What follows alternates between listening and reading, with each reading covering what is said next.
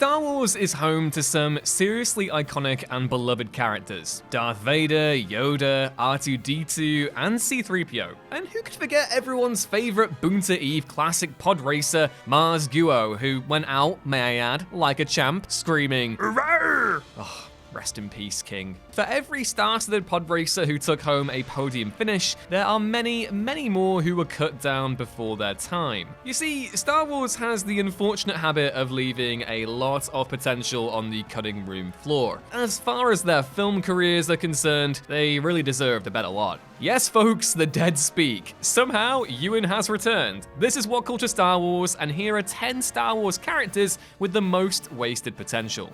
Number 10, General Grievous. Oh, excuse me. Everyone's favorite asthmatic droid officer, General Grievous, was first introduced in the spectacular Genndy Tartakovsky Clone Wars series in 2003. And boy, what an introduction it was. The General tore his way through a group of encircled Jedi in his debut episode, including the venerable Jedi Padawan Shaggy, who literally looks like Shaggy, like zoinks, before being fought off by the brilliant Captain Fordo and his ARC troopers. Grievous continued to torment the Jedi in the second season of the series, abducting Palpatine and mercilessly cutting his way through Shaak Ti to get to him, before then appearing in Revenge of the Sith, where he was decidedly, well, less intimidating. Look, I love the cowardly Grievous as much as the next guy, but he could have been a great Darth Maul level antagonist. This version of the character has been fleshed out nicely in the 2008 Clone Wars TV series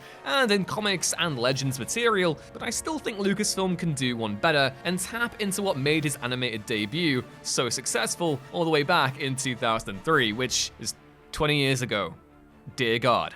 Number 9, Galen Erso. The father of lead character Jin, Galen Erso is a scientist working with the Empire on the development of the first Death Star. It is he who leaks the location of the battle station's plans and who designed the flaw in the superweapon to begin with, setting in motion the events of this film and the entire original trilogy. Despite being the one responsible for this intelligence, Galen doesn't get much screen time in Rogue One. A lot more of it is devoted to his daughter, which is fine, but when compared to the rest of the cast, she's kind of, a bit boring, and I can't help but feel that a lot was left on the table when it came to this act of heroic genius from Galen. Or maybe I'm just looking for an excuse to have more Mads Mikkelsen on our screens. I mean, come on, the dude rocks. Number 8, Biggs Darklighter. Okay, so Biggs Darklighter is low-key one of the most important characters in the entire Star Wars mythos. A fellow native of Tatooine, Darklighter grew up alongside Luke Skywalker and shared in his dreams of becoming a pilot. He left the planet before Luke, graduating from the Imperial Academy before defecting to join the Rebel Alliance. We only see our mustached king for a handful of minutes in A New Hope, where he is reunited with Luke just before the Battle of Yavin, which is when he dies in the assault on the Death Star, and well,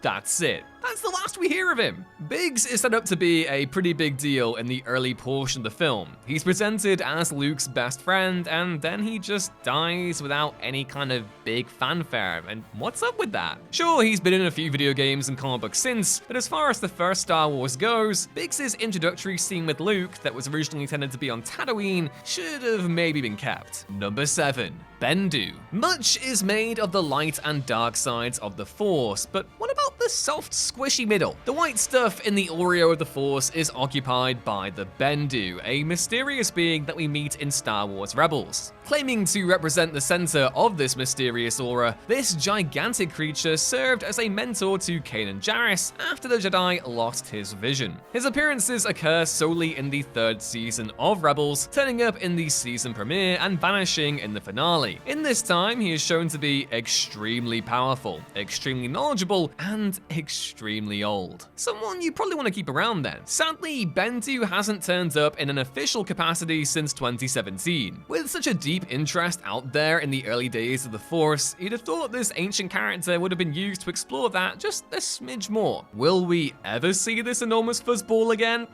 Who's to say? But at least one fascinating bit of trivia came from his time in Rebels. Because Bendu was voiced by Tom Baker, meaning that the 4th Doctor has been in Star Wars. Nice. Number 6, Maz Kanata. Look, we can't ignore the confusing mess that was Maz Kanata, a character who was part Yoda, part Jabba the Hutt, and part minion. I think that works. Introduced in The Force Awakens, Maz is the proprietor of an outlaw tavern frequented by Han Solo. The smuggler asks his diminutive friend for help, which is where she first encounters Rey. She attempts to give the young woman a gift, Luke Skywalker's old lightsaber. Do we ever find out how she got a hold of the weapon that fell from Cloud City all those years ago? Do we? Heck. Maz then turns up via hologram in The Last Jedi and essentially serves as a substitute for Leia in The Rise of Skywalker. Despite being set up as an ancient, all-knowing character, she's reduced to little more than a background extra by the trilogy's end, and come on, let's face it, if you're coming up against Claude in the background extra, the sequel trilogy kind of role, well, you're losing that battle. You lose that battle every time, friend. Maz has received more development in High Republic stuff and the occasional comic, but as far as sequels go, she was frustratingly underused. Number 5. Jango Fett. If, like me, you grew up with the prequels, then chances are you're a big Jango Fett guy, and for good reason. Jango looks cool as hell, was one of the key faces of Attack of the Clones, the source of the Republic's clone army, father to Boba Fett, and had a killer actor in Tamura Morrison bringing him to life. Sadly, like a lot of Episode 2, Jango doesn't really fulfill his potential in that film. He shows up to assassinate Zam Wesell, introduces the clones, and then gets his head unceremoniously disconnected from his neck by Mace Windu in the big gladiatorial arena on Geonosis. Surely the father of Boba Fett deserved better. Now, to be fair to Jango, and because Scott Tailford will beat me to death with his toy lightsabers if I don't bring this up, the character did receive 2 really cool stories that expanded his origins in the Star Wars Bounty Hunter game, which showed how Dooku recruited him to be the genetic template of the clone army. He also got this For All Seasons comic prequel, written by Hayden Blackman, which introduced his origins as a Mandalorian and being trained by Jasta Mareel. There's still clearly loads more left to explore with that character though. That bounty hunting world is one of Star Wars' most interesting corners, and Jango should be the face of it alongside Cad Bane. Look, you put Lee Van Cleef in Star Wars and I'm a happy man. Number 4. Mace Windu. Sure, he was in all 3 prequels and has been a highlight in both Clone Wars TV shows, but how much do we actually know about Jedi Master Mace Windu? We know he's the second in command of the Jedi Council, junior to Yoda in terms of rank and experience, but senior to him in terms of height. We know he wields a purple lightsaber, which is objectively the coolest on-screen lightsaber, and there shall be no further discussion on that, thank you very much. But all of this feels very surface level. Yes, he's meant to represent the stalwart dogmatism that will prove to be the downfall of the Jedi, but someone of Samuel L. Jackson's stature deserved bigger and better things. Windu's origin story has been explored greatly in written media, but he's been pretty hard done by on screen. We only know that he's so powerful because we've been expressly told so. We've been given no reason to care about him beyond his existing name recognition, but he does have that really cool bit in Clone Wars where he beats up an entire army of battle droids with his fists. That kind of maybe makes up for everything else. Number 3. Captain Phasma. She was a shiny stormtrooper. A shiny stormtrooper! How cool is that? Portrayed by Game of Thrones' Gwendolyn Christie, Captain Phasma acts as the leader of the white-suited soldiers with poor aim. She is set up as the main antagonist for Finn in The Force Awakens, as she is the one who takes the most offense to him defecting to the Resistance. If you can cast your mind back to 2015, before The Force Awakens came out, you couldn't really escape Captain Phasma. Her image was everywhere, and she played a huge role in the film's marketing. In the end though, what did she actually do? She was established in The Force Awakens, taunted Finn a little bit in The Last Jedi, and then died. She had no real impact on either film's plot and ended up serving as maybe the 4th or 5th most important villain. She doesn't even get the honor of being the sequel's Boba Fett, because if you look at Boba in Empire, at least he did stuff of note. Number 2.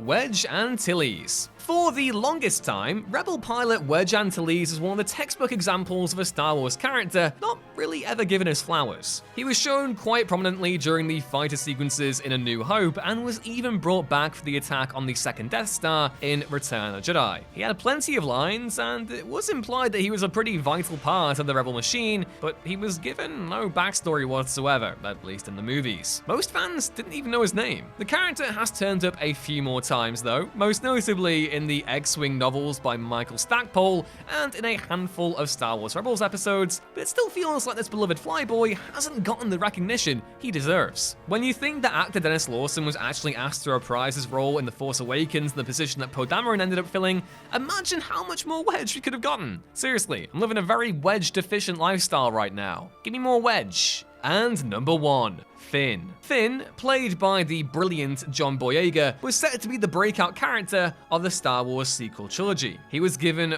way more prominence than Rey in The Force Awakens' marketing, as everyone was led to believe that he was the Force wielder and not her. And then things went differently, and then badly, in that order. The Rise of Skywalker took this main character and reduced him to little more than a background part. The fact that Colin Trevorrow's Duel of the Fates script leaked at the same time and had a way bigger role for Finn leading a rebellion against the First Order on Coruscant made this reduced role even worse. But conceptually speaking, it sounded way more interesting than what we ended up getting from J.J. Abrams and Chris Terrio. In any case, Finn was given nothing in Episode 9. Even the big secret he had for Rey was never revealed. He was pretty much forgotten about halfway through the film. The expanded canon has a lot of making up to do. The only things really focusing on Finn at the minute are the Lego movies. That's where we are right now. Do better, Star Wars.